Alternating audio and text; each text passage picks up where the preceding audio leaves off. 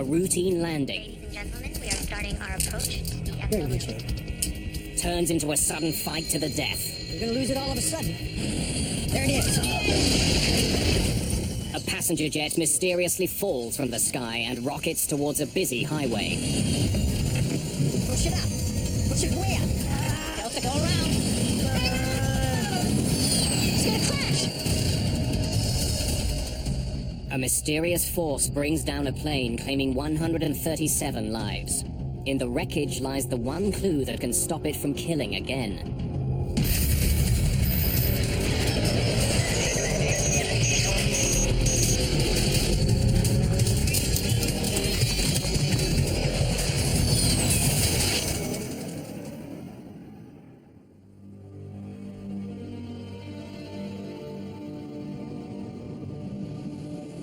August the 2nd, 1985. Dallas, Texas.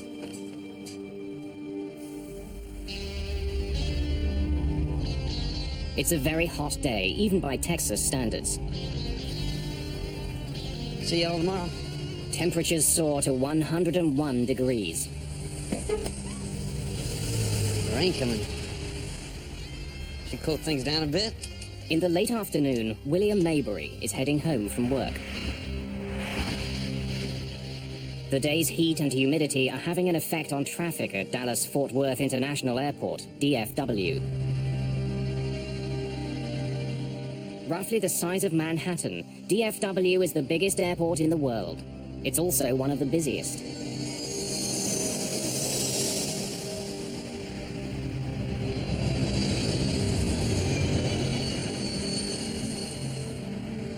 The heat has triggered some afternoon thunderstorms at the airport, creating a backlog of planes waiting to take off. American 631, you are cleared for takeoff. Air traffic controller Gene Skipworth is in the tower today. He's been working there for 14 years. With him is controller Mike Porter. Skipworth was not asking for help. Nothing seemed unusual other than the fact that we were starting to get busy and aircraft were starting to pile up.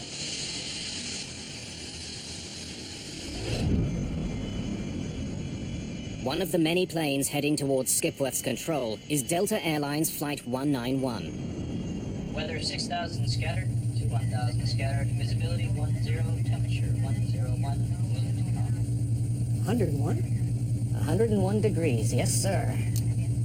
Captain Ed Connors and First Officer Rudy Price are two of Delta Airlines' most experienced pilots. Second Officer Nick Nassick is the other member of today's crew.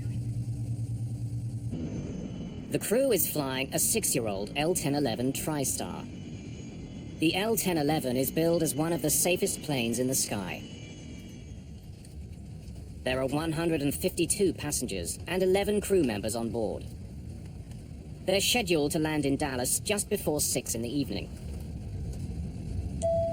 Good afternoon, ladies and gentlemen. This is your captain speaking. Hope you're enjoying your flight so far. Traffic is backing up at Dallas. All told, we'll be about 10 to 15 minutes late getting to the gate. Please let us know if there's anything we can do to make your flight more comfortable. The delay bothers Chris Meyer. He's a frequent business traveler who's in a hurry to get home to his family for the weekend. I've been down in Florida, Fort Lauderdale, for the last 2 weeks, and it was a Friday afternoon, and I was due to go home on Flight 191. One of IBM's best-known executives is also on the flight. Don Estridge led the development of the IBM PC. He and his wife are traveling to Dallas for a family visit. 963, turn right, heading 620. En route from Florida to Texas, Delta 191 will be in communication with several controllers. Turn you into Blue Ridge, it'll be about 0. Every aircraft is guided along its flight path by a series of regional air route traffic control centers. They direct each plane's speed and altitude. 1901, descend and maintain 10,000. Join the Blue Ridge 010 radial and inbound. We have a good area there to go through. Captain Connors has some concerns about the route he's been given. He sees a storm cell along that path, and he doesn't want to fly through it. Well, I'm looking at a cell at about a heading of 255. It's a pretty good-sized cell, and I'd rather not go through it. I'd rather go around it one way or the other. I've had about 60 aircraft go through this area out here, 10 to 12 miles wide. They're getting a good ride, no problem. Well, I can see a cell now about heading 240. When I can, I'll turn you into Blue Ridge. It'll be about the 010 radial. 010, roger. We're going to hold you to that. Captain Connors gets his way. He's given permission to fly around the storm. Once past it, he'll line up for a landing on runway 17 left. I'm glad we didn't have to go through that.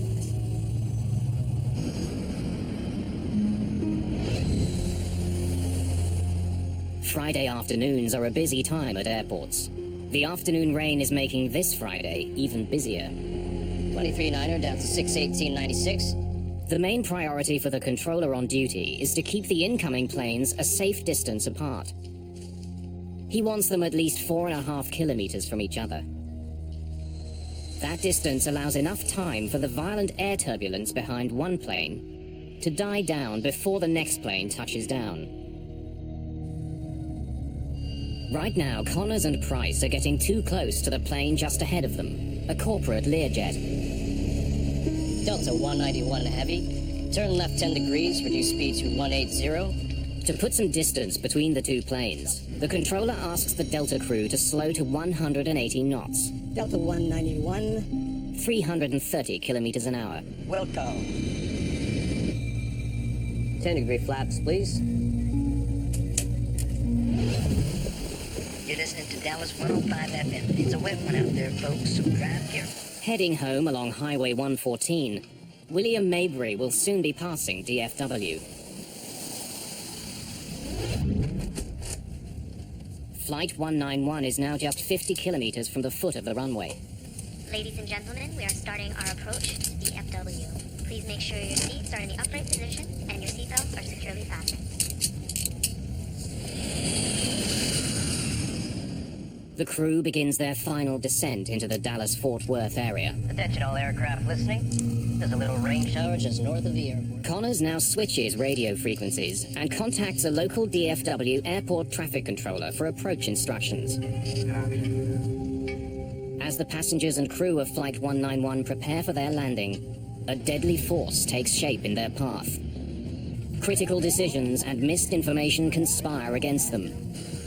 The crew will soon be engaged in a 47-second struggle, which will become one of the most important moments in the history of modern aviation. August the 2nd, 1985.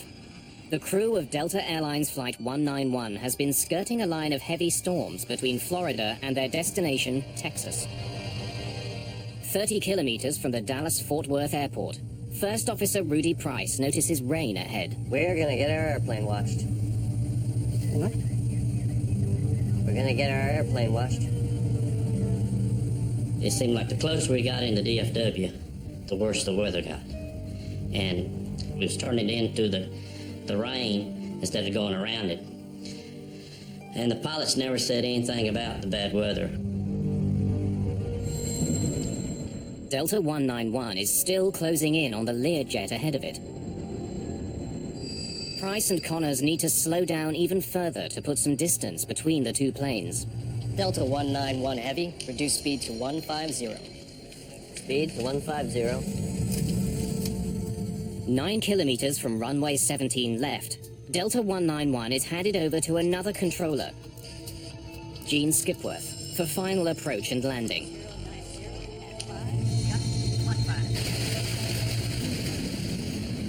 Tower, Delta 191 Heavy, out here in the rain. Feels good. Delta 191 Skipworth tells the crew to expect a manageable crosswind of up to 15 knots. Winds 090 at 5, gusts to 15. Thank you, sir. First Officer Price will be at the controls for the upcoming landing. Pilots and co-pilots routinely alternate flying duties. As Flight 191 is coming into land, William Mabry is just north of the airport. He's caught in the same storm that Price and Connors are just beginning to fly through.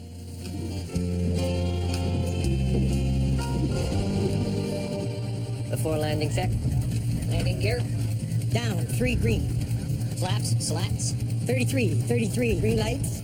The crew suddenly notices that they'll be flying into more than a bit of rain. Lightning coming out of that one. What? There's lightning coming out of that one. Where? Right ahead of us. 1,000 feet. I'll call them out to you. All right.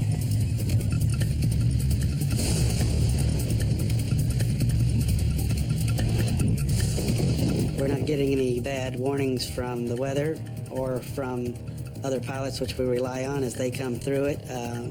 They need to report to us, and they do if they have turbulence or they have trouble on final or ran into anything abnormal. The Learjet ahead of Flight 191 lands safely. Connors and Price are now less than a minute behind. Without warning, the intensity of the storm increases. The L-1011 is being pounded by a driving rain. I knew we was getting ready to land, but at the same time, you felt the surge, like the pilots was revving up the engine for something. The plane's airspeed is increasing for no apparent reason. What's your speed? Price pulls back on the throttles to slow the plane down and maintain it at the requested 150 knots. The plane is just 180 meters from the ground. You're gonna lose it all of a sudden. There it is. Then the plane drops rapidly. It's as though an invisible force is pushing it to the ground. Push it up. Push it way up. Way up. Way up! Way up. The crew is pushing the plane's jet engines to their full power, but can't get more speed or get the plane to climb. So I pulled my seatbelt tight as I could, but at the same time, you could hear a pin drop. Nobody was talking. But I mean, it got dead silence. As suddenly as it began, the crisis seems to end. The plane stops falling and begins to pick up some of the speed Connors and Price have been fighting for. That's it. But before the crew can take another breath, the plane drops again, rocking violently from side to side. And then it dips wildly to the right. And I just knew we shouldn't be that close to the ground that soon. Hang on to the son of a... About 2 kilometers from the runway, it plows into a field and rockets towards Highway 114. When we hit the ground, it felt like you was in a car running over railroad ties. It was real bumpy. The crew somehow manages to get the plane back in the air. At that moment, Gene Skipworth catches sight of Delta 191. He's gonna crash. Have to go around. But it's too late. The plane's engines slam into William Maybury's car on Highway 114. He is killed instantly. The plane hits the ground again, north of the runway. It's traveling more than 350 kilometers an hour.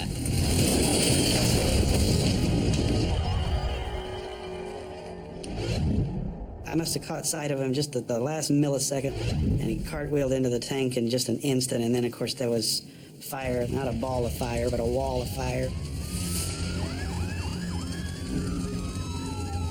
It seemed like it was only a few seconds, 5 seconds at the most. I don't know how long it was. Everything was stopped. The resulting explosion is so powerful that the rear section of the plane is blasted backwards, away from the fireball. Then all of a sudden you look up and it's just nothing there. Everything's gone. You just see the whole big picture outside. Like the plane just opened up.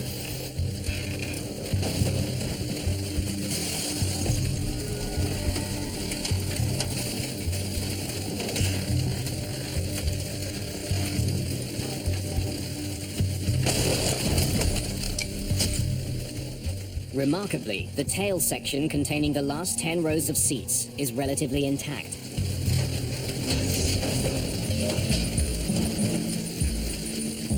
People just thrown around on the ground. Some were clothes on, some without clothes on, some were burned. It was something that you can't describe unless you were there to see it. It is something that you will never get out of your mind. Help! Over here! hang in there. Help someone. Then, as suddenly as it had started, the rain stops.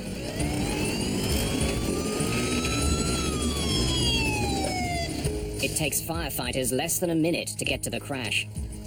And when I arrived on the scene, I truly believe that there wasn't anybody that had survived this plane crash because there was just devastation everywhere.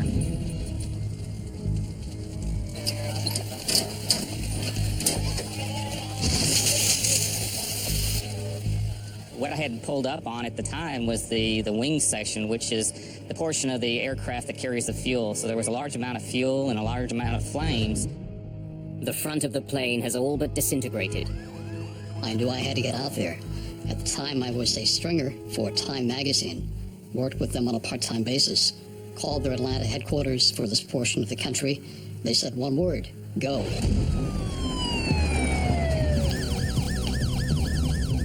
Firefighters need only a few minutes to get the raging fire under control.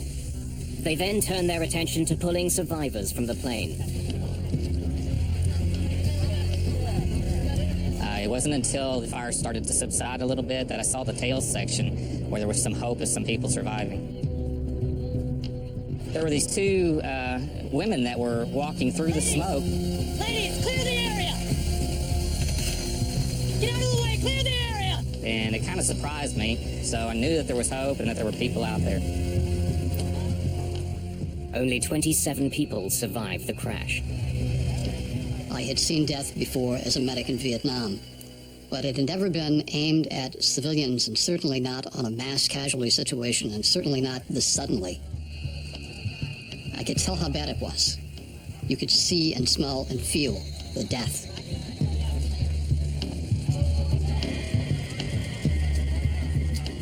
We felt like we did everything that we could, and we were just pleased that there were survivors.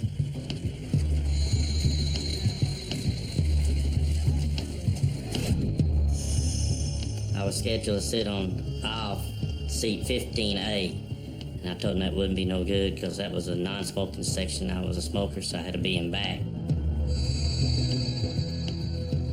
That probably saved my life. Captain Connors, First Officer Price, and Second Officer Nassick are killed.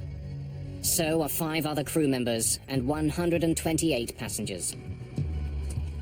IBM's Don Estridge and his wife are among the dead. In the tower, there was silence for probably 1 to 2 minutes, except for just an occasional transmission. But basically, it's just quiet, and you just sit there, stunned, and wishing you could do anything to take it back. This is a monumental crash.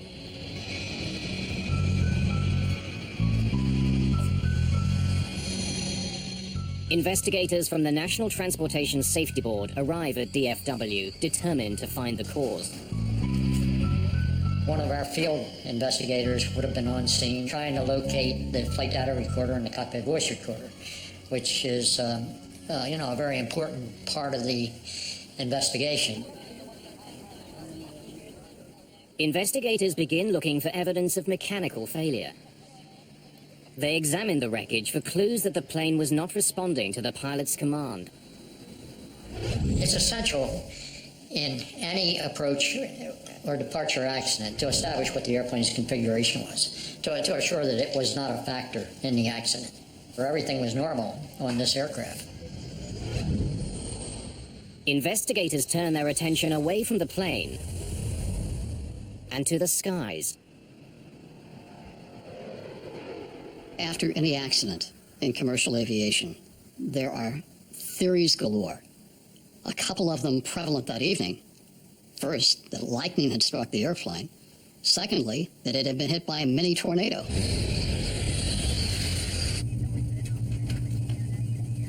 Lightning coming out of that one. Where? Right ahead of us.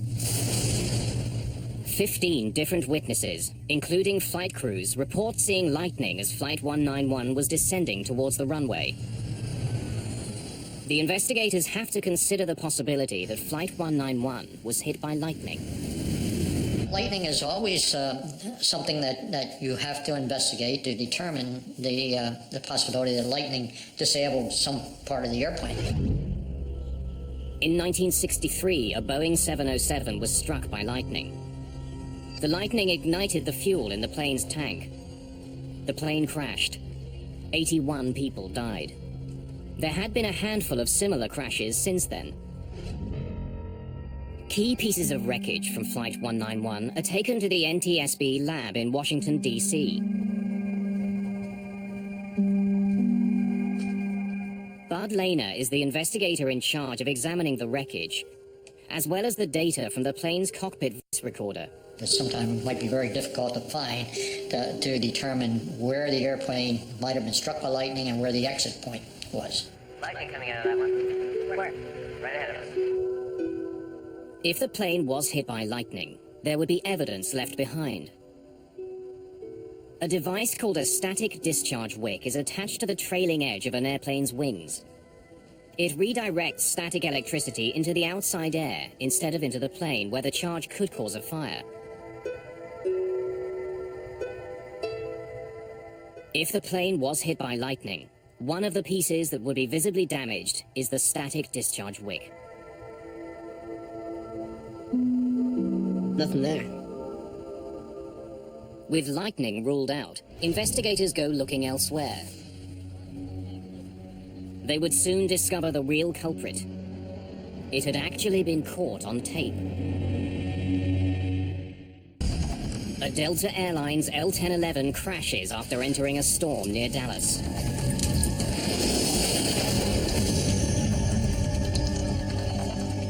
"137 people die.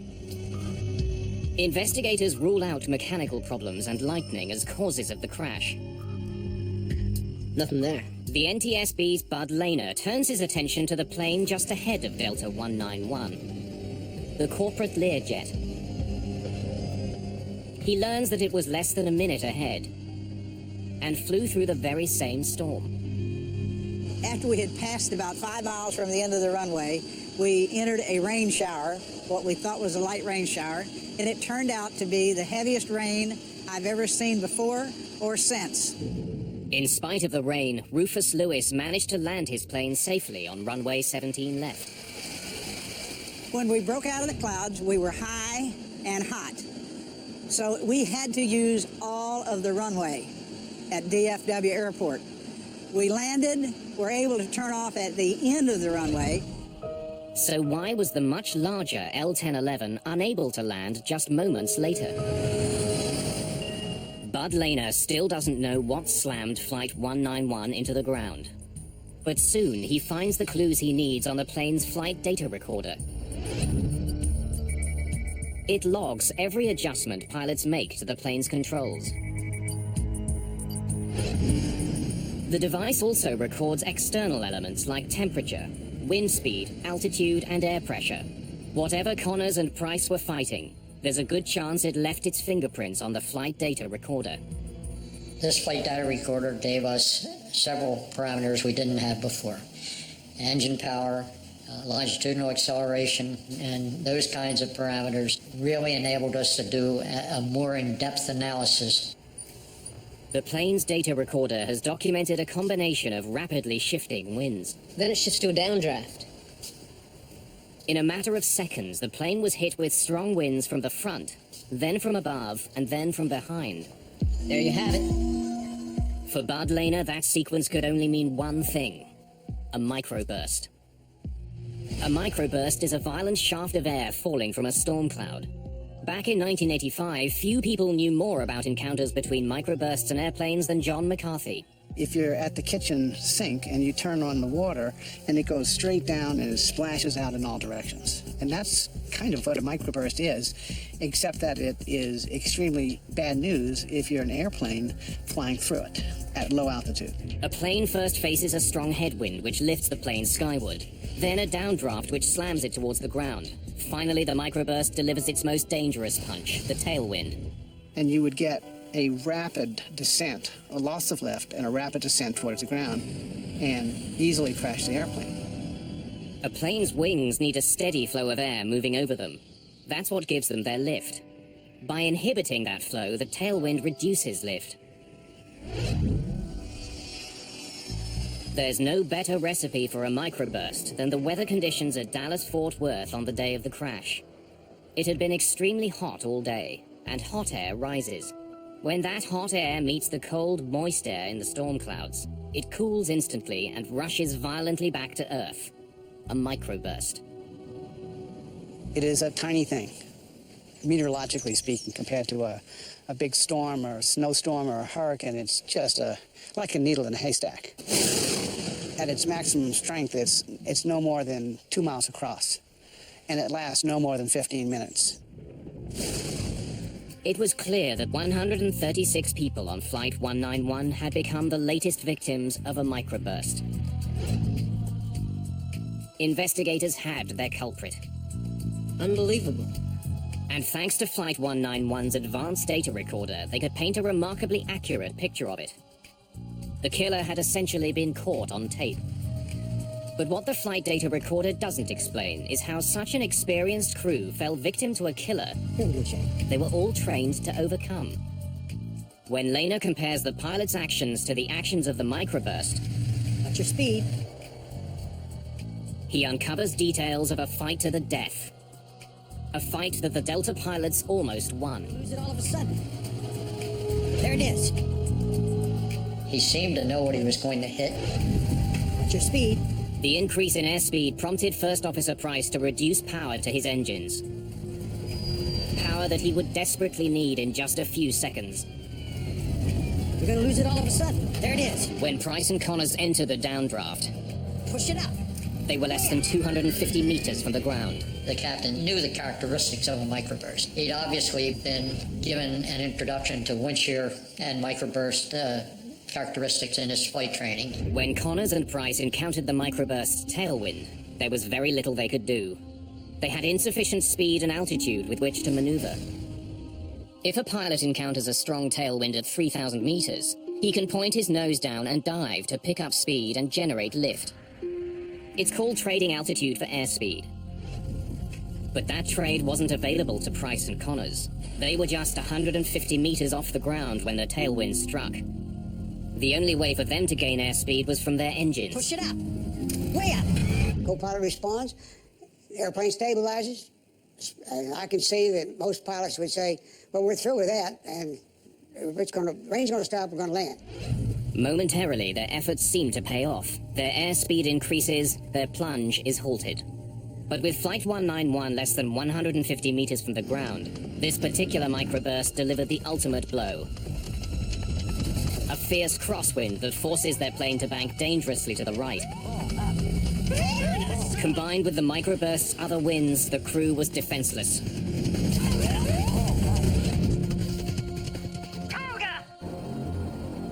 Toga is takeoff go-around mode, and what it means to a pilot in that regime of flight is let's abandon the approach. We're no longer going to try to land this airplane. We want to do everything we can now to survive the wind condition that we've entered. The skill and experience of the pilots were no match for this microburst. It was too big, its winds too powerful and unpredictable. The pilots of Delta Flight 191 did their very best to recover from this situation, and it didn't work out. Investigators were left with one perplexing question. Why had Connors flown into the storm in the first place? Prior to 1985, the radars on board the aircraft were built to detect thunderstorms, essentially heavy areas of precipitation. They were not effective. They weren't even designed to detect a microburst. So those radars were essentially useless at low altitudes for looking at a microburst phenomena. Microbursts are invisible, but they generally emerge from storm clouds. That's why pilots are trained not to fly into storms if they see lightning. It's a pretty good size cell. And I'd rather not go through it. I'd rather go around it one way or the other. When I can, I'll turn you into Blue Ridge. It'll be about 010 radio. 010. Oh, Roger. Captain Connors was not a risk taker. He was known as a cautious pilot. I'm glad we didn't have to go through that. It's hard to blame the aircrew. Their job is to avoid thunderstorms, and there's probably a forecast for thunderstorms every day at Dallas in the summertime. Which ones do you avoid? And it's a very difficult problem. Earlier in the flight, Connors had flown around bad weather. Investigators can only conclude that he underestimated the storm in his path at the foot of runway 17 left. When you're in a landing sequence at an airport like Dallas or Atlanta or Chicago, and you see other airplanes ahead that are landing uneventfully, you might get the impression that there's a thunderstorm there, but I'm going to pass through it very quickly, and it's not going to be a factor for me. Airports like DFW have sophisticated systems in place to provide weather information to pilots. A thunderstorm at the end of a runway is the kind of threat they were designed to identify. But this deadly storm managed to foil those systems. As Flight 191 was approaching the airport, the weather at DFW was changing very quickly. Attention all aircraft listening. There's a little rain shower Just north of the airport. Captain Connors heard that part of the message, but then he switched his radio frequency for his final landing instructions. The Delta crew never heard the last part of this message about weather ahead. There's a little bitty thunderstorm sitting right on the final. There was an observation 2 minutes before the accident that there was a wall of water at the threshold of the runway. It's been my contention that that information would have been very important to the flight crew. Radar readouts from the day of the crash indicate that the storm cell Connors and Price flew into grew out of nothing in a matter of minutes. This is 2 minutes before the accident. The readout shows the beginnings of a weather cell at the foot of runway 17 left. This is 3 minutes after the accident. And we have a new cell right at the threshold of the runway that wasn't evident in the previous picture. This explains why Rufus Lewis was able to land his Learjet. The microburst was just beginning to form when he was approaching the runway. Many people think that there was a huge vertical development that the pilots recognized and they just decided to go fly through it anyway. And I maintain, and I think the evidence proves it, that that was not the case. They didn't recognize this new developing cell. They did get into the storm beneath the cell, but it was heavy rain. They weren't worried about that. Then the hammer fell. It was too late. It's small. It's the length of a runway, roughly, and it doesn't last very long. So it's something that can happen so quickly that many accidents have occurred because nobody knew it was there. The storm arrived at the foot of runway 17 left virtually unannounced. But once there, it attracted a lot of attention. Pilots on the ground as well as trained weather observers saw the worsening storm. But they all saw it too late to warn the crew of Delta 191. The storm did show up on a radar screen at the Fort Worth Air Traffic Control Center. But at the time of the crash, the meteorologist on duty was in the cafeteria on a meal break. If the flight crew had had any idea that there would be a severe event in front of them, they would have missed the approach. Investigators conclude that the Delta crash was caused by the pilot's decision to continue their approach into the storm. A decision that was made because the crew wasn't warned about the hazard. In 1985, there were basic systems at airports that could detect dangerous winds, but they could not reliably detect a microburst. On the ground, there were systems called low-level wind shear learning systems that primarily looked for differences in wind speed around the airport and on the airport. Unfortunately, these sensors tended to be spaced so far apart that a microburst could actually exist in between them and escape detection, or at least detection in time to warn a pilot of the threat. But a microburst detection system to overcome this problem had been developed. It was being tested in Denver and working very well. What we found out is that Doppler radar, which is on the ground, is incredibly effective in detecting microbursts. In fact, it can detect about 98% of a microburst. Conventional radar uses radio waves to measure precipitation inside a storm. Doppler also sends out radio waves, but by measuring the frequency of returning waves, Doppler can also calculate the movement of the winds inside a storm. And if you look through the Doppler radar, you see a part of it that's going away from the radar and a part that's coming towards the radar. And if it's small, it's absolutely a microburst. It can be nothing else. So it has what we call an unambiguous signature of a microburst, which means we got it. Since Doppler radar could see a microburst, controllers could use it to warn crews of their presence. The Denver research resulted in an important new system at airports: Terminal Doppler Weather Radar. When the system detects dangerous conditions, it relays a warning to air traffic controllers, who can then alert pilots. Flight 236, microburst alert. 1 mile final, stay in tension. After the crash of Delta 191, the Federal Aviation Authority, the FAA, hurried to install terminal Doppler weather radar at high-risk airports. Dallas-Fort Worth was one of the first. The domes containing the specialized radar are now a common fixture at major airports around the world. But radar on the ground can't get the warning to the pilots fast enough. We also have an issue of ground-based systems in that it takes time to communicate the threat to the crew. The system has to detect it on the ground. It would typically go to a control position in the control tower and be relayed by voice to the pilot, which can introduce a delay of 10, 15, 20 seconds, which could be very critical. Planes also needed onboard microburst detection. A team from NASA began developing such a system by flying into the most dangerous microbursts they could find. Here we go. Take it. By risking their own lives, they would eventually save thousands of others.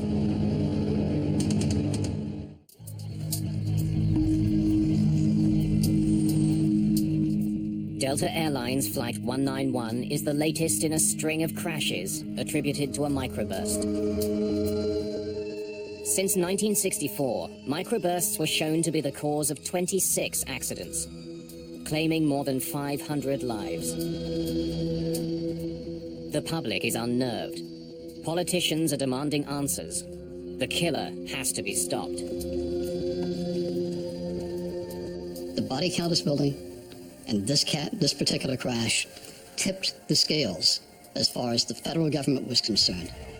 The crash of Delta 191 showed that seconds count when planes encounter a microburst.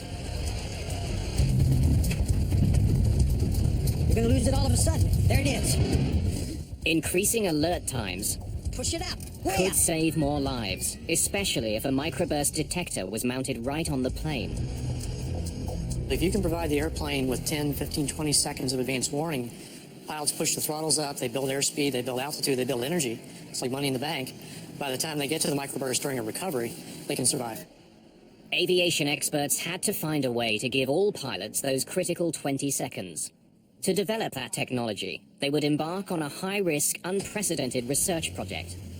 They would fly a 737 into the most severe microbursts they could find. We did a very careful risk analysis of all the possible dangers that could occur. And initially, the first reaction was, you want to do what with an airplane? You want to fly it through a microburst? In the summer of 1991, NASA modified a Boeing 737 and went hunting for microbursts. The idea was to identify onboard technology that could warn pilots of a microburst in their path. The airborne solution brings detection right into the cockpit, so the pilot sees exactly what's in front of the aircraft, and when an alert is given, there's no time delay. Ground speed 234. The NASA researchers were testing 3 separate systems for detecting microbursts. Modified Doppler radar housed in the 737's nose, a laser radar under its forward cargo bay, and a side-mounted infrared device to measure changes in air temperature. Each of those systems was wired to banks of computers in the plane's cabin. A spotter on the ground could find a microburst and quickly direct the plane towards it. Roger, control 515. We're rolling. Roger, understand your roll. TDWR and after control. Range 45 miles. Ground speed 240. Here we go. Take it straight ahead. Need to come left about 10 degrees, 15 degrees. Well, when you spied a microburst, it was all business. It was how do we get there, how do we get to the right altitude, the right airspeed, the right position, when to begin data collection. So people were quite busy during these flights. But yeah, it was exciting. We wanted to find them, we wanted to penetrate them. With every microburst, the 3 onboard detection systems were put to the test. Researchers on the plane could instantly see which instrument was doing the best job of picking up the microburst ahead. Behind the aft flight deck, we had pallets of equipment where the radar engineers, the laser engineers, and the data recording engineers could sit and ensure that each system was performing as expected. Ground speed 2, 3, 4. Dead ahead maybe 1 degree to the left. Let's go straight through this one. Here we go. Take it. Straight ahead. We started with very, very weak microburst. Again, we had the ground-based radar telling us what we were about to go into. So we started with very weak microburst, gained experience, and then gradually worked up to stronger and stronger ones. You would see the rain begin to fall, and you would feel a sinking feeling. It'd be a little settling, a little like an elevator starting down. A few minutes here before we touch down. So any apprehension that the crew may have had initially about going through them was actually replaced later with joy at finding them. Here comes the center of the target, right now. 242 on the ground speed. Wind's gone away. Look for a tailwind. Come on. Lost some altitude there, too. There, the wind's gone around the tail at 10 knots. Good strong downdraft in the middle of it. Just sucked 100 feet in almost no time at all. Our good performance decrease, too. We were about 850 and we dropped to 750. Beautiful. The Langley researchers flew into dozens of microbursts over the course of their research. The project proved that the forward-looking Doppler radar was the only system that could consistently give pilots advanced warnings of a microburst ahead. What we found was that the Doppler radars could detect an extremely wide variety of microbursts. Lightning coming out of that one. If the crew of Delta 191 had a system to warn them of microbursts, they could have boosted power to their engines and started climbing before they encountered it. That might have given them the speed and the altitude which they sorely lacked when they began their battle with the storm. The Langley flight tests had in effect tamed the microburst menace. After the NASA tests, the FAA certified a Doppler-based warning system for planes. Today, forward-looking Doppler radar is standard equipment on commercial flights around the world. The good news out of all of this tragedy is so many things have now happened, from radar to ground-based systems to airborne systems, and especially to training for pilots. We think that microburst accidents are a thing of the past. If there is one crash that we can look back on now and say, this made things safer because we learned from it, it was Delta 191. The changes made after the crash of Delta 191 have saved countless lives. Captain Connors and First Officer Price lost their fight against a microburst, but their struggle did manage to expose and disarm an invisible killer.